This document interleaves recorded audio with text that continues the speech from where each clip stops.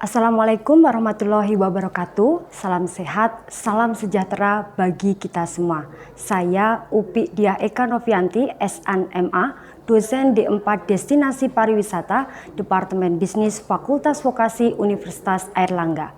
Pada semester ini saya diamanai untuk mengampu mata kuliah pengantar pariwisata. PJMK mata kuliah ini adalah Dr. Sri Endah Nurhidayati, SOS MSI. Mata kuliah pengantar pariwisata ini adalah mata kuliah wajib untuk mahasiswa semester 1 dengan kode mata kuliah SOW 003 dan memiliki bobot 2 SKS. Deskripsi mata kuliah pengantar pariwisata adalah mata kuliah yang menekankan pada pemahaman secara komprehensif tentang unsur-unsur dalam sistem pariwisata dan bagaimana keterkaitan antar unsur tersebut sehingga membentuk sistem kepariwisataan. Selain itu juga akan dibahas beberapa kasus terkait dengan dampak pariwisata, fenomena pariwisata, dan bagaimana isu-isu terkini dalam dunia pariwisata.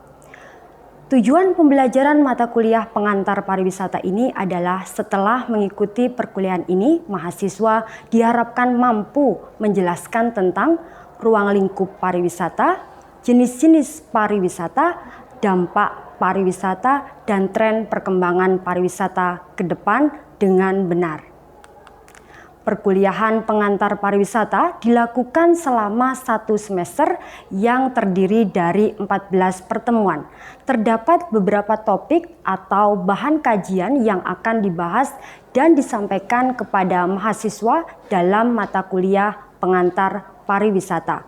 Di antaranya adalah unsur-unsur dan sejarah pariwisata, sistem pariwisata, terminologi dan motivasi wisatawan, produk dan atraksi pariwisata, sarana dan prasarana pariwisata, dampak pariwisata, jenis-jenis pariwisata, kelembagaan pariwisata, undang-undang dan peraturan pariwisata, manajemen usaha pariwisata, serta isu dan tren perkembangan pariwisata. Dalam 14 pertemuan tersebut akan dilaksanakan perkuliahan luring dengan berbagai metode. Yang pertama adalah tatap muka di kelas secara langsung. Dalam tatap muka di kelas secara langsung, mahasiswa wajib hadir dalam setiap perkuliahan dan aktif berdiskusi dalam setiap pertemuan. Dosen akan menjelaskan terkait dengan poin-poin penting dalam setiap topik yang dibahas dan kemudian akan melakukan diskusi dan menjawab segala pertanyaan dari mahasiswa. Metode yang kedua ada presentasi, di mana mahasiswa akan melakukan presentasi di kelas khususnya pada pertemuan ke-11 dengan topik pariwisata berbasis masyarakat atau community based tourism, di mana nantinya mahasiswa akan melakukan presentasi secara kelompok di kelas terkait dengan kasus CBT yang sedang dibahas. Ketiga, metode yang digunakan adalah diskusi. Mata kuliah ini menuntut mahasiswa untuk aktif dalam setiap diskusi yang dilangsungkan di dalam kelas. Mata kuliah pengantar pariwisata ini juga memanfaatkan sistem informasi teknologi melalui pembelajaran e-learning yang telah disediakan oleh Universitas Airlangga. Mahasiswa bisa mengakses berbagai bahan kuliah, materi pembelajaran, pengumuman, dan asesmen melalui e-learning Aula Hebat UNER. Materi pembelajaran yang akan diberikan kepada mahasiswa ada beberapa bentuk, misalnya PPT, video pembelajaran, dan literatur berupa buku dan karya ilmiah lainnya. Untuk kelas pengantar pariwisata terdapat beberapa komponen penilaian, yaitu keaktifan dan partisipasi dalam perkuliahan sebesar 10%, tugas dan kuis sebanyak 25%, kemudian ada UTS sebanyak 30% dan UAS sebanyak 35%. Untuk tugas yang termasuk dalam 25% dalam mata kuliah pengantar pariwisata ini berupa case study observation, artikel review, dan juga kuis. Sementara itu, untuk UTS, mahasiswa akan melakukan ujian tertulis di dalam kelas Sedangkan untuk UAS, mahasiswa akan melakukan case observation sesuai dengan topik yang telah dibahas dalam perkuliahan dan akan menuangkannya dalam makalah. Kemudian, mahasiswa akan melakukan presentasi hasil observasi yang dilakukan pada minggu saat pelaksanaan ujian akhir semester. Sementara itu, untuk referensi perkuliahan yang terdiri dari buku dan publikasi ilmiah yang sesuai dengan topik yang dibahas pada mata kuliah pengantar pariwisata ini telah lengkap tertulis di RPS yang telah dibagikan kepada mahasiswa. Topik yang akan dijelaskan dalam pengajaran kali ini adalah topik dengan tema dampak pariwisata. Tujuan dari perkuliahan ini adalah mahasiswa diharapkan mampu menjelaskan terkait dengan dampak pariwisata. Dampak pariwisata yang dibahas adalah dampak ekonomi, dampak sosial budaya dari keberadaan pariwisata, dan dampak lingkungan yang diakibatkan oleh pariwisata.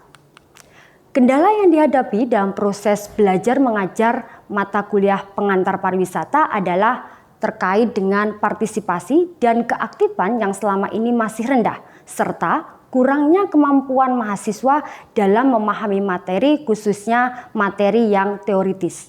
Oleh karena itu, inovasi yang saya lakukan adalah menerapkan strategi pembelajaran berupa student-centered learning dan metode case-based learning. Metode case-based learning untuk mengatasi kedua hal tersebut. Pada metode student-centered learning adalah pembelajaran yang berfokus kepada peran aktif mahasiswa dan menjadi ruang bagi interaksi antara dosen dan mahasiswa.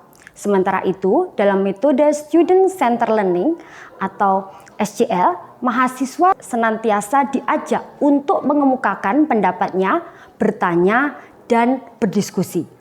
Dimulai dari bertanya kepada mahasiswa terkait dengan materi pembelajaran sebelumnya, yaitu terkait dengan atraksi dan produk wisata, kemudian dilanjutkan dengan bertanya terkait apa dampak pariwisata di awal perkuliahan. Selain itu, dalam mata kuliah ini juga menggunakan metode case-based learning, di mana masalah-masalah yang dihadirkan dalam pembelajaran berbasis kasus. Dalam perkuliahan ini, mahasiswa diberikan dan dijelaskan kasus-kasus nyata dampak pariwisata, baik dampak ekonomi, mulai dari penerimaan devisa, kesempatan kerja dan usaha, kenaikan pendapatan pemerintah, dan sebagainya. Sementara itu, dampak sosial budaya seperti kerusakan cagar budaya, hilangnya budaya lokal, transformasi nilai, dan sebagainya, serta dampak lingkungan berupa polusi, kebisingan, kerusakan sumber daya alam, dan sebagainya. Sementara itu, untuk evaluasi pembelajaran, mahasiswa diberikan tugas membuat resume dari materi yang telah disampaikan pada topik dampak pariwisata. Tugas yang dibuat akan dikumpulkan dalam format PDF melalui situs e-learning Hebat UNER dengan memilih menu assignment. Itu tadi deskripsi perkuliahan pengantar pariwisata. Semoga bermanfaat. Terima kasih. Selanjutnya adalah video proses pembelajaran mata kuliah pengantar pariwisata dengan topik dampak pariwisata. Assalamualaikum warahmatullahi wabarakatuh. Salam sehat semuanya, salam sejahtera. Apa kabar teman-teman? Baik. Alhamdulillah kita bisa berkumpul kemudian mengikuti perkuliahan hari ini, khususnya perkuliahan pengantar pariwisata ya. Hari ini kita sudah sampai perkuliahan pengantar pariwisata pertemuan ke-7 ya. Pertemuan ke-7 dengan topik bahasan yaitu dampak pariwisata. Nah, sebelum kita menginjak kepada pertemuan hari ini terkait dengan dampak pariwisata, kita akan sedikit mereview nih apa saja yang telah kita bahas pada pertemuan ke-6 kemarin. Kira-kira siapa yang masih ingat pertemuan ke-6 kemarin membahas tentang apa? Ayo, siapa? Oke, kalau tidak ingat, pertemuan 6 kemarin kita membahas terkait dengan produk wisata dan juga membahas terkait dengan atraksi wisata, ya. Kita mungkin mengingatkan dulu begitu. Nah, produk wisata adalah, ya, teman-teman bisa lihat bahwa kemudian produk wisata itu adalah sesuatu yang ditawarkan pada wisatawan untuk mengunjungi sebuah daerah tujuan wisata. Jadi kalau kita berwisata itu selalu ada produk yang dijual. Nah, produknya apa ya? Produk wisata namanya, karena kita bergerak di industri pariwisata, ya. Selain itu di pertemuan ke-6 kemarin kita juga membahas terkait dengan ciri-ciri, ya, ciri-ciri dari produk pariwisata, ya.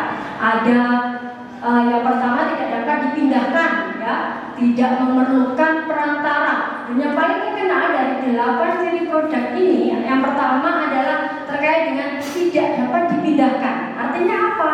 Ya, produknya itu tidak bisa dipindahkan kalau kita berwisata. Misalnya nih, Alma misalnya, ya, Alma kemudian berwisata misalnya, ya, berwisata ke Batu gitu. Ini kan produknya, ya, itu kemudian tidak bisa nih kemudian misalnya digantikan gitu, ya, dirasakan oleh orang yang tidak datang ke Batu, ya. Beda dengan kalau kita misalnya membeli produk kayak sabun misalnya, ya. Ya, saya beli sabun misalnya, saya berikan kepada Reza misalnya, ya.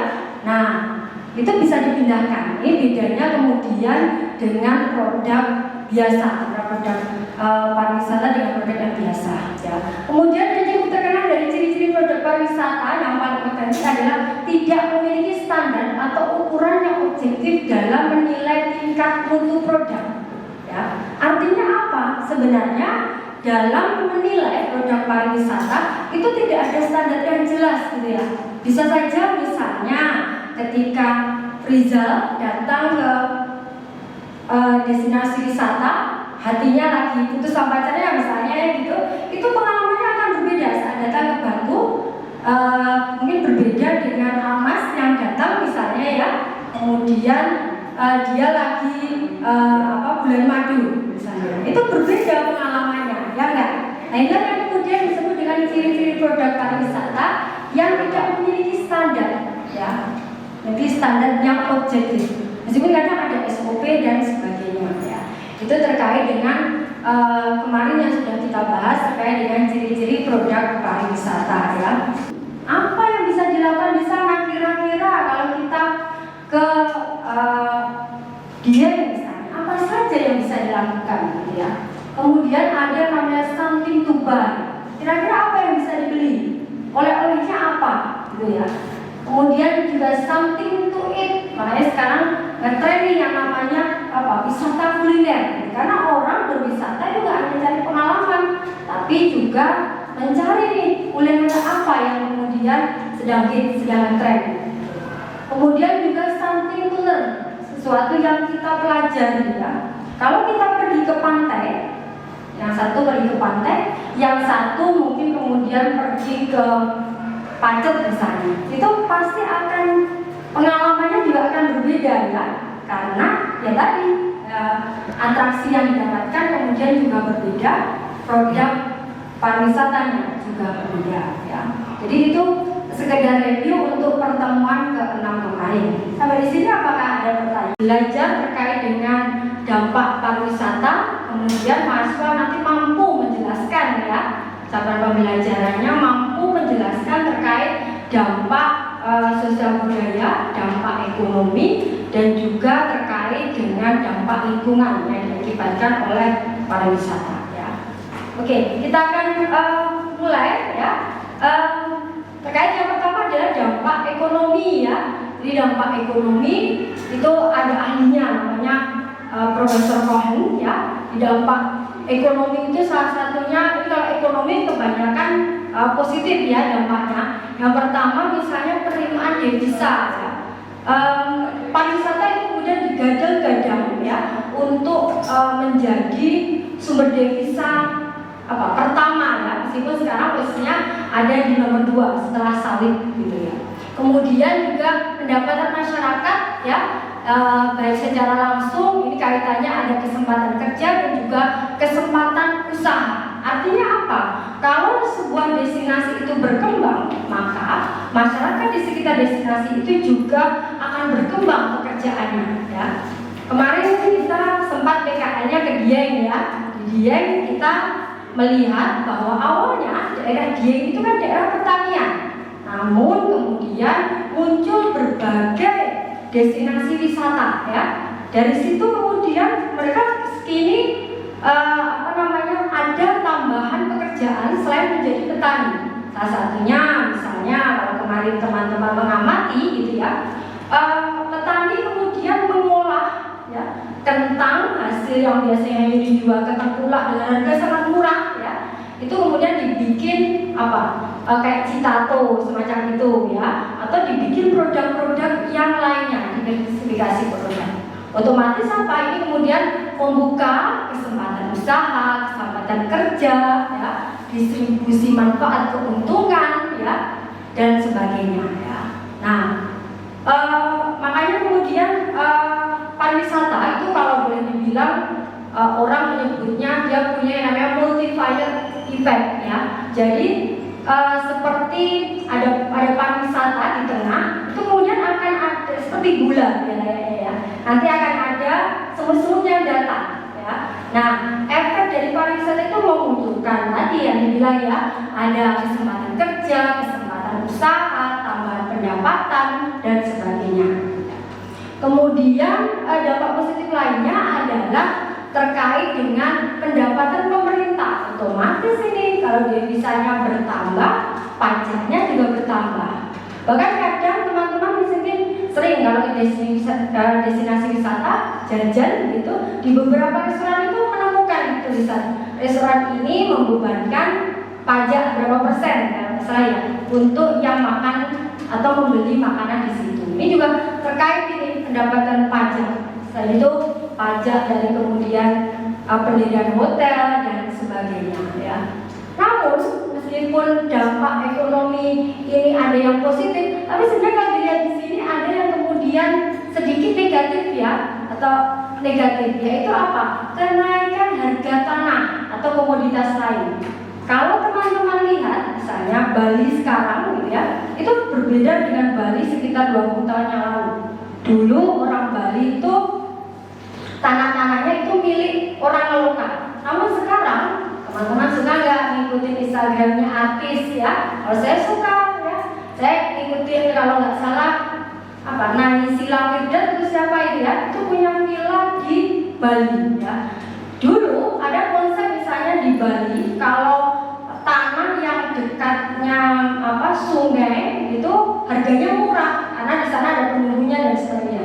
Tapi dengan adanya konsep pariwisata yang berkembang di Bali gitu ya, konsep ngeri ada jinnya atau di dekat sungai itu hilang gitu. Karena ternyata eksotis kalau punya villa yang ada di dekat sungai gitu. Kalau lihat teman-teman memperhatikan sekarang ini tanah dan kepemilikan aset di Bali itu bukan lagi miliknya orang lokal ya, tapi bule yang menikah dengan orang lokal dan juga kemudian artis atau pejabat dari Jakarta ya. Sisi sosial dan budaya. Yang pertama terkait dengan aspek demografis ya. Aspek demografis itu artinya seperti ini. Jadi misalnya dulu ya, anak muda itu nggak mau tinggal yang namanya di desa. Dulu kayaknya yang trennya urbanisasi ya, dari desa ke kota gitu ya. Anak muda, tapi sekarang karena adanya pariwisata misalnya, saya mencontohkan misalnya Banyuwangi. Sekarang kalau teman-teman lihat di Banyuwangi itu pengelola desa wisata atau tempat wisata itu semuanya anak muda. Teman-teman bisa survei ya. Artinya apa itu? Sejak ada pariwisata itu secara demografis itu berkembang ya. Berkembang itu artinya dulu orang yang mengelola atau tinggal di desa itu orang tua. Namun sekarang kebanyakan anak muda gitu ya, karena mereka sadar wisata atau mengelola wisata di daerah itu mendapatkan banyak uang ya, dan income sebenarnya. Sehingga pariwisata kemudian juga berpengaruh kepada preferensi orang mencari pekerjaan. Kemudian juga dampak budaya ya, misalnya ini terkait dengan kerusakan cagar budaya. Ya. Jadi saya kadang heran kalau dalam konteks Indonesia anak muda yang ke candi atau ke tempat wisata itu sukanya coret-coret, misalnya Friza Love Alma misalnya, itu sering sekali ya. Ya enggak, saya enggak masuk akal itu untuk apa gitu ya. Karena coretan-coretan seperti itulah sebenarnya yang kemudian merusak cagar budaya. Ya. Misalnya saya mencontohkan Borobudur. Borobudur itu ditarget oleh kementerian sebelum pandemi itu harus ada 2 juta kunjungan wisman ke Borobudur. Ya. Itu bisa dibayangkan kalau misalnya nggak ada pandemi sampai sekarang mungkin Borobudur itu sudah runtuh kok. Karena setiap hari dia menerima kunjungan. Baik, bisa dibayangkan misalnya dalam satu hari berapa ratus kilo ya yang harus diterima oleh atau dibebankan kepada Candi Borobudur, ya kan? Karena setiap hari ada yang naik ya. Makanya sekarang yang lagi ramai juga akhirnya untuk membatasi kerusakan pada cagar budaya, misalnya candi itu ada pembatasan ya. Untuk naik ke Borobudur harganya hampir setengah juta gitu ya. Tapi itu kan masih pro kontra. Jadi itu merupakan upaya untuk tadi mengurangi dampak buruk dari sosial budaya, khususnya kerusakan cagar budaya ya. Oke. Kemudian yang sosial budaya yang lainnya terkait dengan tata nilai atau gitu ya, menggunakan bahasa Moko dan Moko, kromo Inggil ya. Tapi kalau sekarang ya, karena juga itu terkait dengan interaksi dengan pelajar, orang dari berbagai daerah, wisatawan, norma-norma kesopanan itu juga kemudian luntur gitu ya. Jadi sekarang kayaknya nggak susah itu menemukan di Jogja orang anak muda yang kemudian masih menggunakan atau kemudian menjaga norma-norma ketradisionalan itu ya. Kemudian juga ada modifikasi pola konsumsi dan juga lingkungan, akan ada kemacetan ya. Jadi kalau Sabtu Minggu pasti jangan pergi ke daerah Malang atau Batu ya, siap-siap untuk macet gitu ya. Kemudian juga ada yang namanya polusi ya, lingkungan itu polusi jelas ya, karena pariwisata itu kan terkait dengan mobilitas. Transportasi itu kemudian dia mengeluarkan yang namanya polusi. Nah, polusi ini yang kemudian merupakan dampak sosial budaya khususnya lingkungan akibat pariwisata, gitu ya. Kemudian juga ada misalnya saya mencontohkan kejahatan ya. Di beberapa saya mencontohkan misalnya di Paris ya, kota Paris itu terkenal sekali daerah yang kemudian banyak pencopetnya ya. Awalnya saya nggak percaya, tapi saya ngikutin kalau nggak salah Instagramnya Gigi itu ya. Ternyata dia pernah cerita kalau si Raffi itu juga pernah kecopetan. Artinya apa ya? Ini menunjukkan bahwa dulunya 2019 sebelum pandemi jutaan orang ya datang ke Paris setiap hari mungkin ya. Nah itu karena kondisi pertemuan antara banyak orang begitu ya, itu kemudian juga memunculkan ya kejahatan. Kemudian ada yang namanya dampak lingkungan ya. Dampak lingkungan itu apa ya? Jadi ini kasusnya di Jogja ya. Jogja itu sekarang lagi punya kasus terkait dengan maraknya gitu ya, pemberian izin yang sangat mudah terhadap pendirian hotel ya.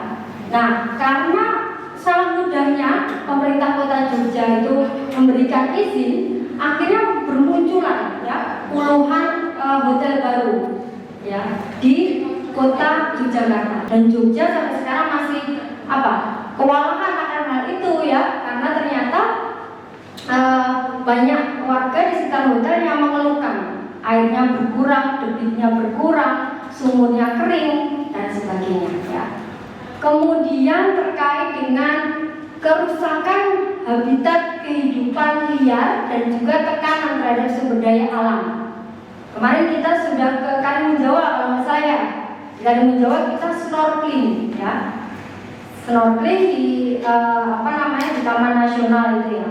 Nah, kita sebagai wisatawan tidak pernah berpikir bahwa kegiatan kita snorkeling itu sebenarnya juga mengganggu atau kemudian menekan terkait sumber daya alam.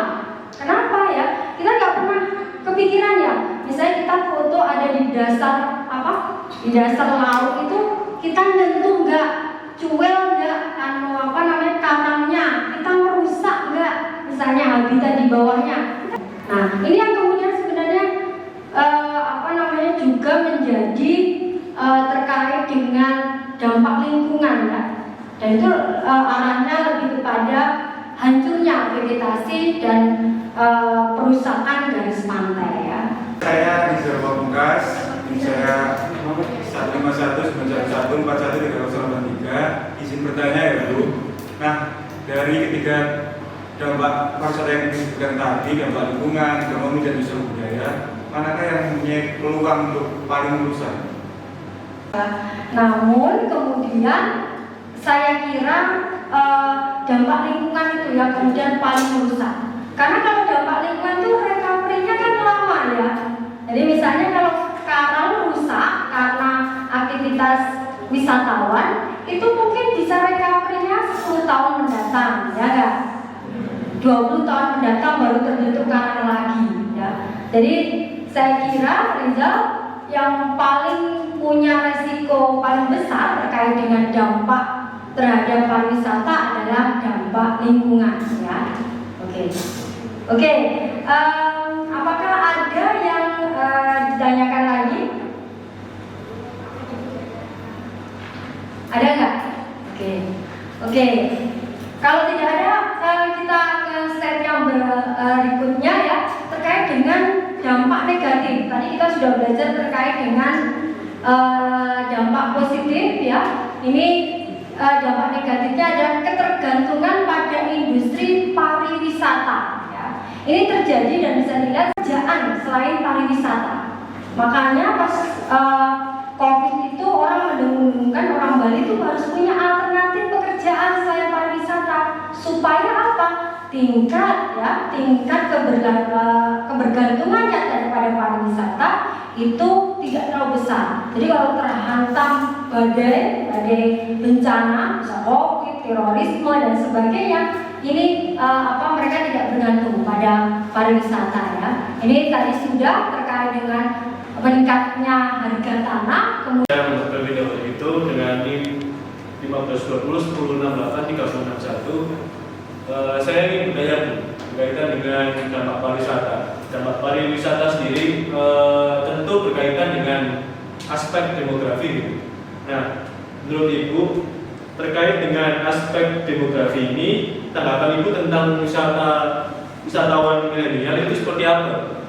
Oke ya, ini juga ada kaitannya tadi ya. Tidak hanya selain demografi terkait dengan wisatawan milenial yang mengikuti atau berkegiatan pariwisata, banyak melakukan aktivitas pariwisata. Ini terkait dengan pandangan atau motivasi wisatawan milenial dengan wisatawan yang sudah sepuh itu berbeda ternyata. Jadi anak muda sekarang itu berpikiran bahwa kemudian berwisata itu eksistensi. Aku ada karena aku berwisata. Saya seperti itu ya. Sehingga sekarang kalau anak-anak muda ini sekarang di Indonesia sudah atau yang misalnya sudah bekerja itu mereka masuk ke middle up ekonominya ya. Sehingga uangnya itu karena sekarang pandangannya adalah ya harus eksis di media dan sebagainya, berwisata aku ada gitu ya. Mereka lebih meluangkan waktu dan juga energi serta menyisihkan uangnya untuk berwisata gitu ya. Sehingga sekarang ini potensi potensi wisata milenial untuk digarap lebih baik lagi, baik pelayanannya, unsur-unsur yang lainnya itu cukup besar.